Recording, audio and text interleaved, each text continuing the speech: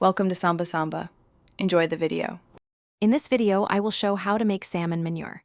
Start by collecting fresh salmon scraps and bones, keeping them cold to prevent rot, then chop into small pieces for faster breakdown.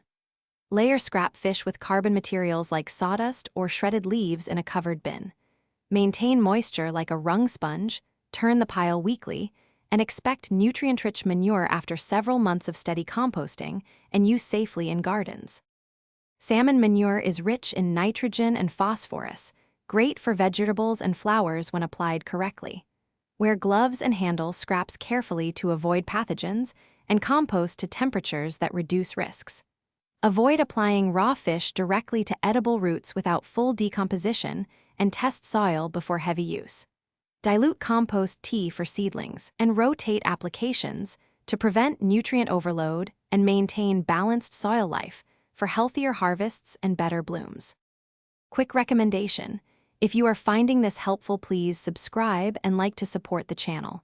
On another note, for a fresher ride after handling fishy compost chores, grab Little Tree's Black Ice Air Freshener for your car to mask lingering odors. Check the description for the link and other deals, and consider a small pack for mess-free trips. Thanks for the support. Now let's get back to the video. Troubleshooting common issues keeps your salmon manure effective and safe. If the pile smells strong, add more carbon like newspaper or dry leaves and aerate thoroughly.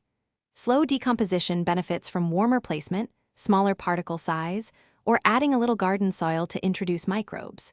If pests arrive, secure the bin and bury fresh scraps deeper. Monitor moisture and temperature, and harvest finished compost when it smells earthy and looks uniform.